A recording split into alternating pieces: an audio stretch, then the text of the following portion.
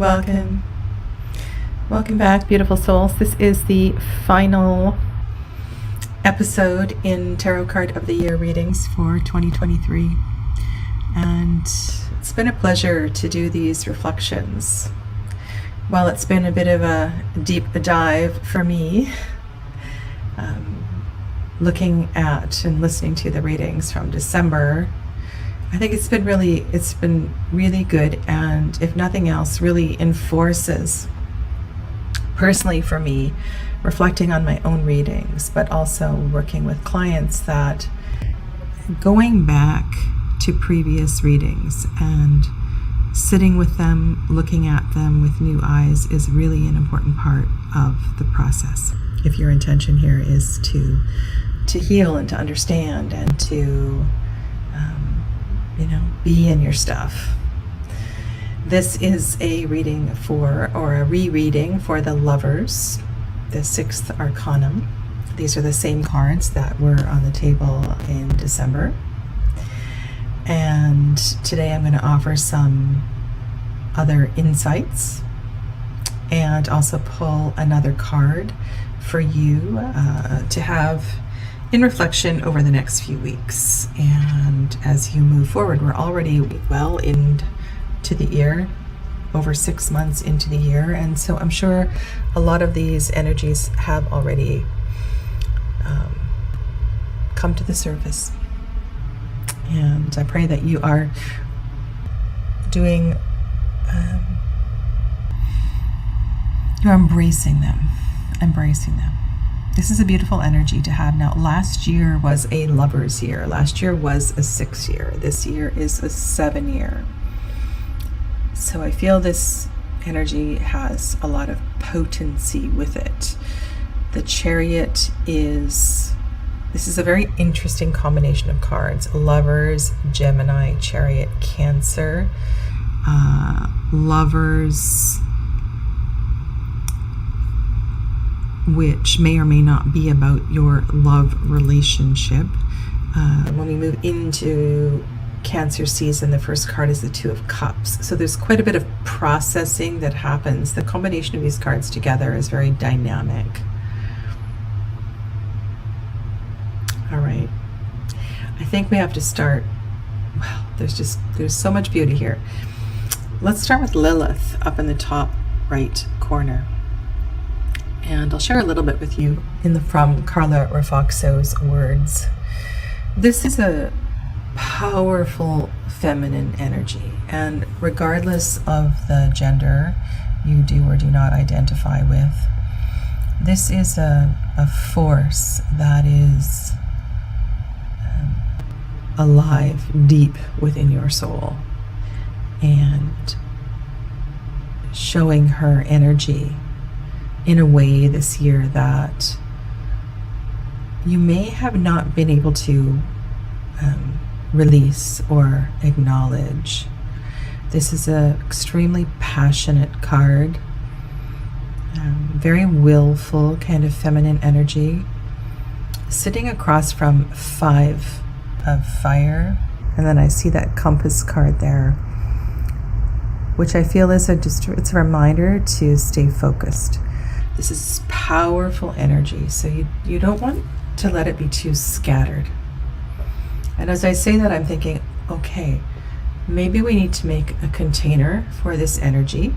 There is one container card, the Four of Feathers, but I'm more inclined to say, let's pick a day, let's pick a month, let's pick, I want you to find a way to not just dissipate this energy, but to really get to know it well. And sometimes we have to just compartmentalize our intentions so that they become protected and more potent in that way. It's also kind of amazing that you have the Hunter of Strength down here, which feels also like a very fiery card.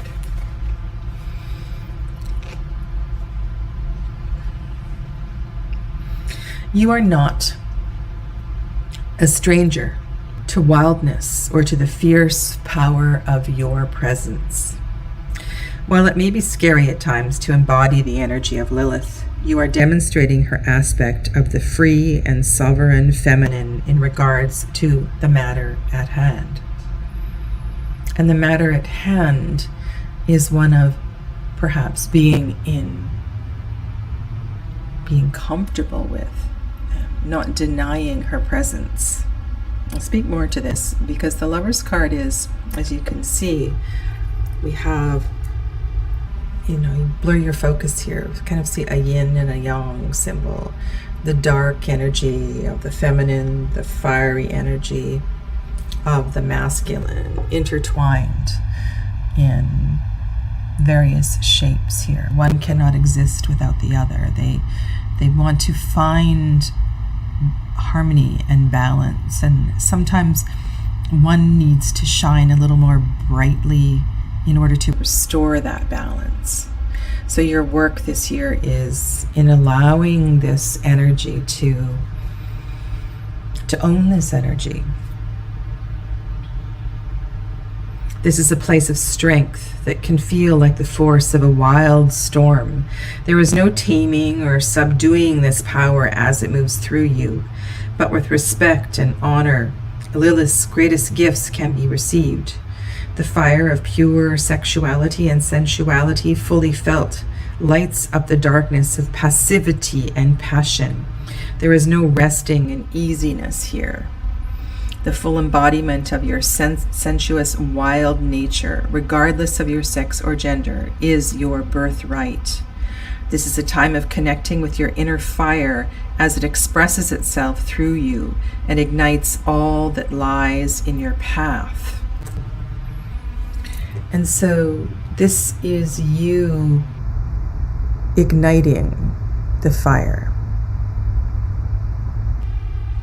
And yet, there's a beautiful balance of cards here. This Four of Feathers is very calm and contained. So what I was sensing earlier is that it's important to play with this energy, to be in this energy, but spaces of integration, pauses and time away from it are also required. It would be like the intensity of going to a weekend retreat and then not giving yourself a week or a month to integrate that before you went back to the next event. It's important to preserve your temple, to preserve your wellness. So I can see this being or needing guidance, support to keep this quite regular yet regulated.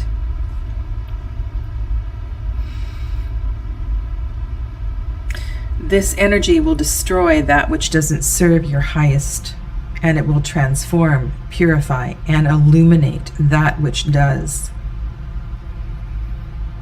You are peering into this feral part of yourself and have the ability to transcend fears relating to your sexuality and innate power.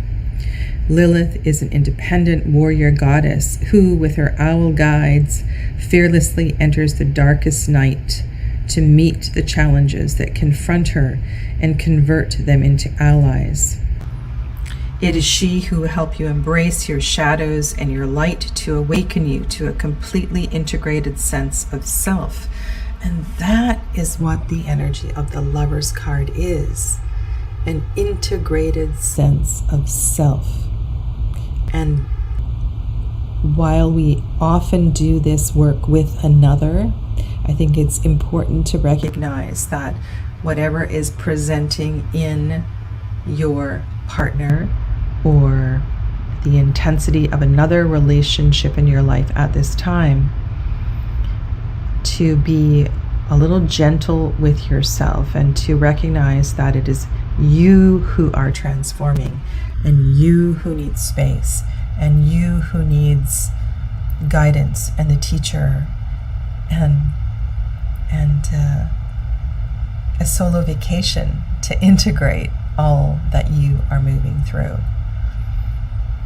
This is not the destruction of your relationship. This is a rebirthing of yourself, to bring yourself into deeper awareness of what it feels like to be in harmony.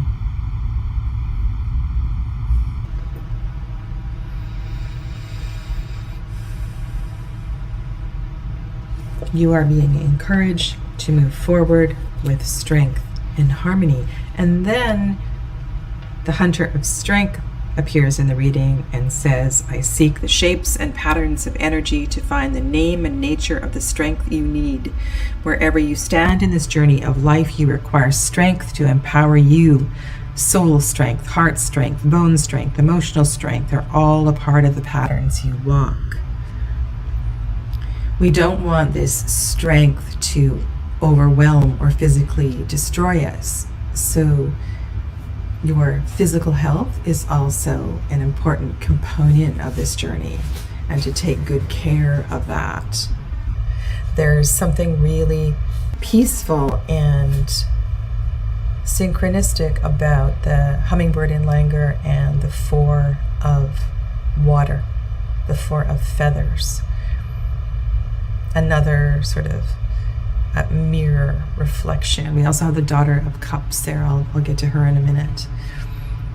Finding sacred space just to chill.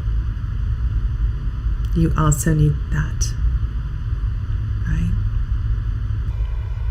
The downtime is as important as the intensity of your work. Okay? The Hunter of Strength at your side, I guide you toward all that you need and ensure that you do not overreach your native power. So again, this notion of balance is really, really important here. The Father of Coins has some very, very moving messages from Margaret Peterson in this deck. And yes, the Father of Coins is embodied, right?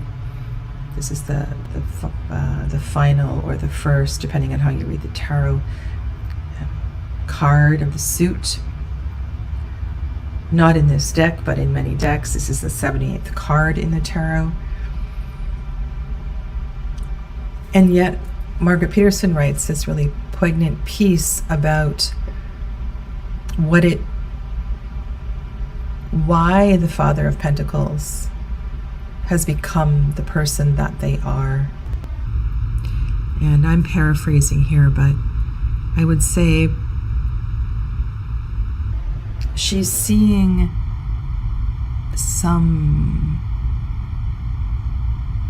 all of his work, all of his accomplishments, his wealth, his success, as a response to separation from this energy, from the water, from the divine feminine, from the softness of the divine feminine. And by coming back to the feminine, he finds peace and harmony and meaning.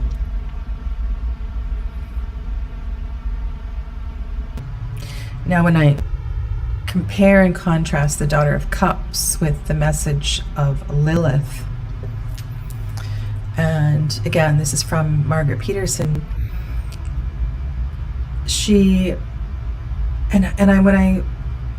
there's a lot of different ways to interpret the Daughter of Cups, the Page of Cups. But this is a very sensitive soul, and I would imagine that you, as a young person, were indeed that. You weren't quite sure what to do with all that you felt. And depending on the family you were raised in, you may or may not have picked up skills to deal with that. And here you find yourself at this point in time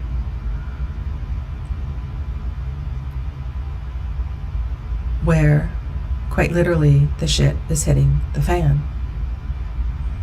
And you have to decide what actions you are going to take in order to bring your life back to a state of peace and harmony that you have been longing for a very long time.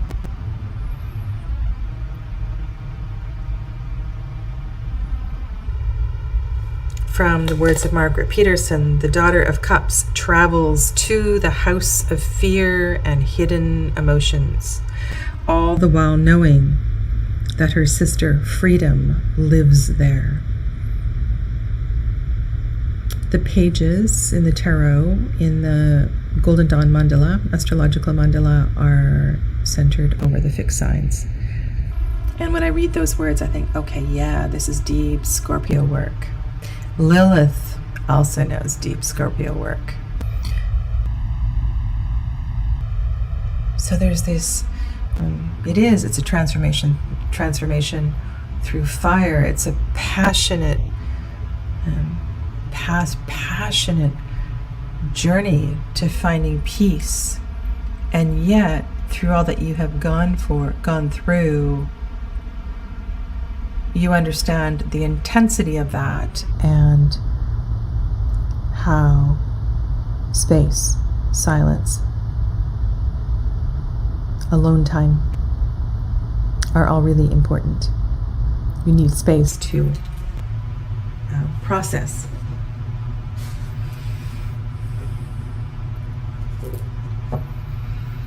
And I can use the analogy of the man cave. That box, that being able just to go into that box and to experience nothingness.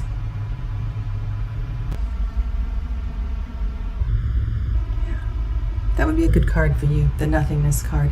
But I think we're getting a flavor of that here and here.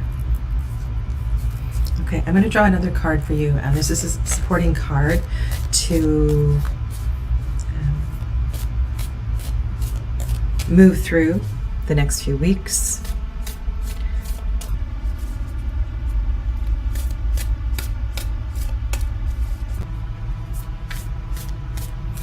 May this journey continue to be supported by your guides, your ancestors in spirit, in all directions of time.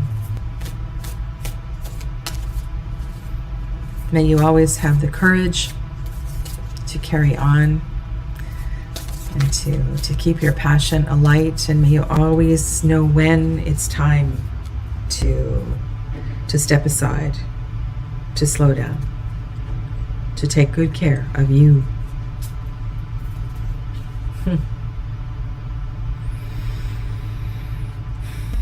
Honestly, this is the partner card. This is the 15th Arcanum. So we have 6 and 15. 15 reduces to 6. These two cards are one and the same, really. So I'd say this message is, I've said all I need to say, right? Allow Lilith to emerge, and then find ways for her to integrate. Okay. Take good care. Thank you for being a part of this journey. And I will resume, more than likely, in December. Okay. Any questions? If you want support on your journey, please feel free to reach out. All of my contacts are in the description box below. Namaste.